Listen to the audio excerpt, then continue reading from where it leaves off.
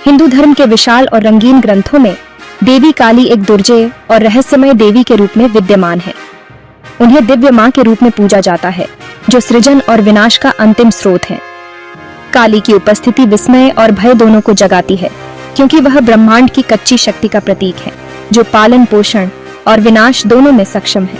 उनकी उत्पत्ति का पता हिंदू धर्म के प्राचीन ग्रंथों से लगाया जा सकता है, जहां वह भगवान शिव की पत्नी पार्वती के उग्र रूप के रूप में उभरती है। किंवदंतियां उनकी अद्वितीय शक्ति, राक्षसों को जीतने और ब्रह्मांडीय संतुलन को बहाल करने की उनकी क्षमता के किस्से सुनाती हैं। काली का महत्व पौराणिक कथाओं से कहीं आगे तक फैला हुआ है। उनकी पूजा भारत और दुनिया भर में लाखों लोग करते हैं। उनकी छवि मंदिरों और घरों को समान रूप से सुशोभित करती है। उनके भक्तों को उनकी अटूट सुरक्षा में सांत्वना और शक्ति मिलती है। विपत्ति के समय में उनका आशीर्वाद मिलता है। जैसे जैसे हम काली के आसपास के रहस्यों में गहराई से उतरते हैं, हम उनके बहुआयामी स्वभाव, विनाशक और रक्षक दोनों के रूप में उनकी भूमिका और समकालीन दुनिया में उनकी स्थायी प्रासंगिकता को समझने लगते हैं। काली की प्रतिमा उतनी ही आकर्षक है जितनी उनके आसपास की कहानियां।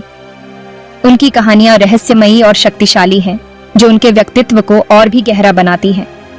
उन्हें अक्सर एक सांवली त्वचा वाली महिला के रूप में दर्शाया जाता है। उनके शरीर को भयानक आभूषणों से सजाया जाता है। ये आभूषण उनकी शक्ति और भयंकरता को दर्शाते हैं। उनके जंगली बिखरे हुए बाल स्वतंत्र रूप से बहते हैं, जो उनकी अदम्य ऊर्जा का प्रतीक है। ये बाल उनकी स्वतंत्रता और असीम शक्ति को भी दर्शाते हैं।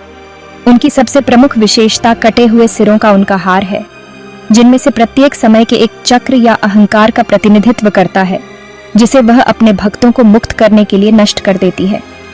यह हार उनके विनाशकारी और पुनरुत्थानकारी दोनों पहलुओं को दर्शाता है। वह कटे हुए हाथों की स्कर्ट पहनती है, जो कर्म के चक्र, हमारे कार्यों के परिणामों से मुक्ति का प्रतीक है। ये स्कर्ट उनके न्याय और संतुलन के सिद्धांत को भी दर्शाती है। अपने 4 हाथों में वह एक तलवार, एक त्रिशूल, एक कटा हुआ सिर और अपने दुश्मनों का खून इकट्ठा करने के लिए एक कटोरी रखती है। ये हथियार उनकी शक्ति और उनके दुश्मनों पर उनकी विजय का प्रतीक है। उसकी जीभ बाहर निकली हुई है, उसकी आंखें खून से सनी हुई हैं और उसका हाव भाव भयंकर है, जो बुराई के विनाशक के रूप में उसकी भूमिका को दर्शाता है। यह रूप उनके अनुयायियों को भय और सम्मान दोनों का अनुभव कराता है। उसका नग्न होना भौतिक दुनिया और उसकी सीमाओं से परे उसके पारगमन का प्रतीक है। यह उनके शुद्ध और अपरिवर्तनीय स्वरूप को भी दर्शाता है। वह अपने पति शिव की छाती पर पैर रखकर खड़ी है, जो उसके नीचे शांत और अविचलित पड़े हैं, जो मर्दाना पर स्त्री सिद्धांत की अंतिम जीत का प्रतिनिधित्व करता है। यह दृश्य उनके संतुलन और एकता के सिद्धांत को भी दर्शाता है। काली के रूप का हर तत्व गहन प्रतीकवाद से लदा हुआ है। उसकी सांवली त्वचा अनंत का प्रतिनिधित्व करती है। वह शून्य, जिससे सारा सृजन उत्पन्न होता है और जिसमें वह अंततः लौट आता है। वह समय की प्रतीक है, सभी चीजों का भक्षक। खोपड़ी का उनका हार जन्म और मृत्यु के निरंतर चक्र का प्रतिनिधित्व करता है, जो हमें भौतिक दुनिया की नश्वरता की याद दिलाता है। प्रत्येक खोपड़ी विकास के एक चरण का प्रतिनिधित्व करती है। एक अनुस्मारक की मृत्यु भी एक नई शुरुआत के लिए एक संक्रमण है। कटे हुए हाथों की स्कर्ट कर्म के चक्र, क्रिया और प्रतिक्रिया के अंतहीन चक्र से मुक्ति का प्रतीक है। बाहों को काटकर काली हमें हमारे पिछले कार्यों के बंधनों से मुक्त करती है, जिससे हम सच्ची स्वतंत्रता प्राप्त कर सकते हैं। उसके भयंकर हाव भाव और उभरी हुई जीभ भय पैदा करने के लिए नहीं, बल्कि हमें भौतिक दुनिया के भ्रम से जगाने के लिए है।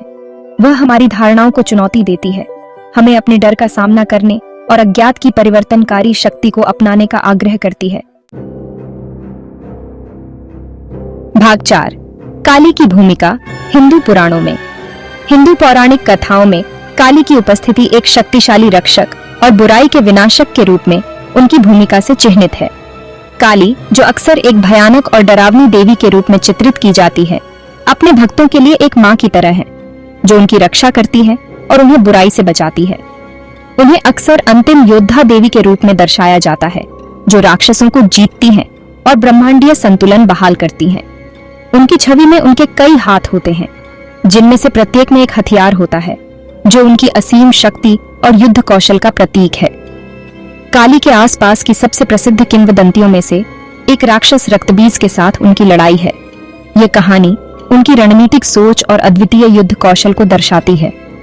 इस दुर्जय राक्षस में उसके खून की हर उस बूंद से गुणा करने की क्षमता थी जो जमीन को छूती थी। यह उसे लगभग अजेय बनाता था, क्योंकि हर बार जब वह घायल होता तो और अधिक राक्षस पैदा हो जाते। जैसे ही लड़ाई तेज हुई, काली ने महसूस किया कि उसे पारंपरिक रूप से मारना व्यर्थ होगा। उसे एक नई रणनीति की आवश्यकता थी जो उसकी बुद्धिमत्ता और त्वरित सोच को दर्शाती है। अपनी असाधारण शक्ति का प्रदर्शन करते हुए काली ने युद्ध के मैदान में अपनी जीभ फैला दी। रक्तबीज के खून की एक एक बूंद को जमीन पर पहुंचने से पहले ही निगल लिया। इस प्रकार उसने राक्षस को हराया और ब्रह्मांड को बचाया। भयंकर करुणा के इस कार्य ने ब्रह्मांड को राक्षस के अत्याचार से बचा लिया।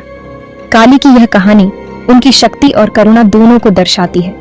एक और महत्वपूर्ण कहानी काली के विनाश के नृत्य के बारे में बताती है, जहां एक राक्षस सेना को हराने के बाद एक उन्मादी नृत्य में खोई हुई उसने ब्रह्मांड को नष्ट करने की धमकी दी। यह नृत्य उनकी असीम शक्ति और उग्रता का प्रतीक है। यह केवल उनके चरणों में लेटे भगवान शिव का हस्तक्षेप था, जिसने उनके क्रोध को शांत किया और व्यवस्था बहाल की। शिव का यह कार्य काली के साथ उनके गहरे संबंध और संतुलन को दर्शाता है। ये कहानियां काली के दोहरे स्वभाव को उजागर करती हैं, बुराई के सामने उनकी क्रूरता और अपने भक्तों के प्रति उनकी गहरी करुणा। काली की यह द्वैतता उन्हें एक अद्वितीय और शक्तिशाली देवी बनाती है।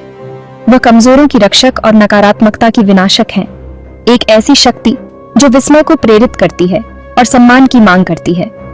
काली की कहानियां हमें यह सिखाती हैं कि सच्ची शक्ति केवल विनाश में नहीं, बल्कि करुणा और संतुलन में भी निहित है। भाग 5, विनाश और सृजन का नृत्य।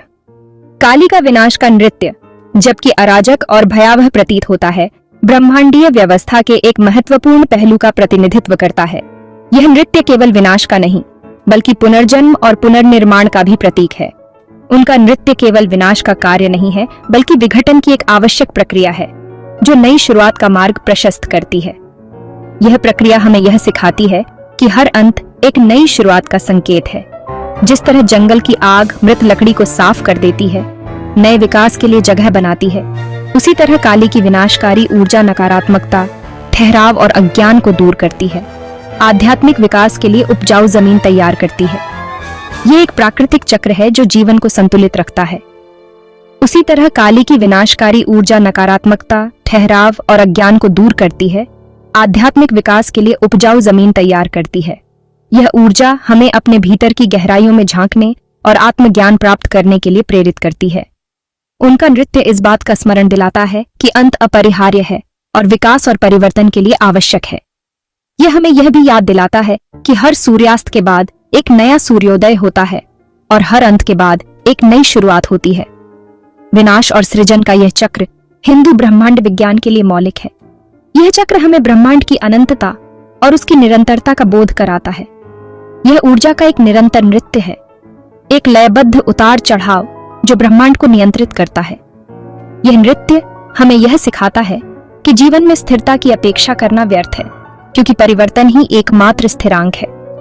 काली अपनी प्रचंड कृपा में इस ब्रह्मांडीय नृत्य का प्रतीक है, जो हमें याद दिलाती है कि परिवर्तन ही एकमात्र स्थिरांक है। उनकी कृपा हमें यह सिखाती है कि हमें जीवन के हर पहलू को स्वीकार करना चाहिए, चाहे वह कितना भी कठिन क्यों न हो। उनका नृत्य जीवन के प्रवाह के प्रति समर्पण करने, परिवर्तन को गले लगाने और अपरिवर्तनशीलता के सामने मुक्ति पाने का आह्वान है। यह हमें यह सिखाता है कि हमें जीवन के हर पल को पूरी तरह से जीना चाहिए और हर अनुभव से सीखना चाहिए। यह आध्यात्मिक यात्रा के लिए एक शक्तिशाली रूपक है, जहां हमें अपने आंतरिक राक्षसों का सामना करना चाहिए और सच्ची वृद्धि प्राप्त करने के लिए पुराने पैटर्न को छोड़ना चाहिए। यह यात्रा हमें आत्म साक्षात्कार और मुक्ति की ओर ले जाती है, जहां हम अपने सच्चे स्वरूप को पहचान